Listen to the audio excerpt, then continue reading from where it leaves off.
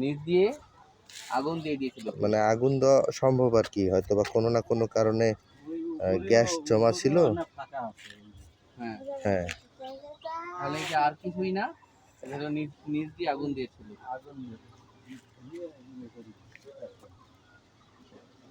Chilmari Ramna rail স্টেশনে পুড়ে যাওয়া সেই কড়ই গাছ।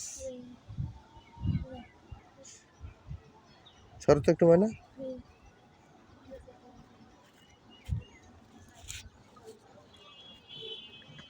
এই চিলমারি রমনা বাজার রেল স্টেশন স্যার, এলাকা। এটা রেল স্টেশন স্যার, এটা হচ্ছে আমাদের রেল স্টেশন, এটা হচ্ছে এন্ডিং রমনা রেল স্টেশন। এটা শেষ মাথা। এখানে একটি গাছের ভেতর থেকে আগুন বের হয়, এরকম একটি ছোট ভিডিও ক্লিপ অনেক ভিউ হয়েছিল, মিলিয়নেরও বেশি। আমি সেখানে আসছি, আমি চিলমারি বন্দরে যাবো, যাওয়ার মাত্র আমি একটু থামলাম, আমাকে নিয়ে এসেছেন আমাদের খুবই আপনজন, এই যে আমাদের এক ভাই।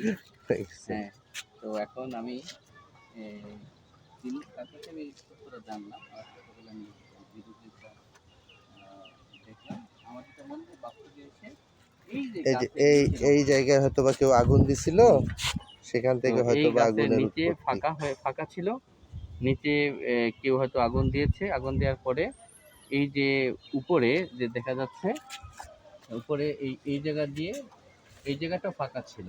হ্যাঁ, কোনো না কোনোভাবে আস্তে আস্তে গাছের মাঝখানে কোনো গাছে এমনিতে ফাঁকা হয়। স্যার পড়ে যাবেন, একটু সাইডে আসি। সেই আগুন এই জায়গা দিয়ে বের হচ্ছে, দেখে আমাদের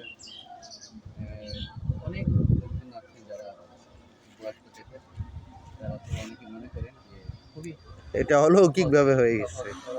তাদের চিন্তা ভাবনা অনেকেরই থাকে, তারা ভাবেন যে অলৌকিক ঘটনা করতে আগুন বের হয়, তাড়াতাড়ি চেষ্টা হচ্ছে এটা নিভিয়েছে আগুন।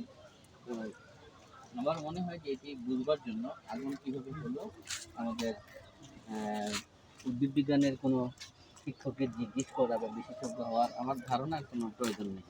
এটি স্বভাবতই বাস্তবেই বোঝা যাচ্ছে যে এটি কেউ আগুন দিয়েছিল, সেই আগুনটা এখান দিয়ে বের হচ্ছে। আসলে অলৌকিক কোনো বিষয় বলে মনে হচ্ছে না, স্পষ্টত এটা বোঝা যায়।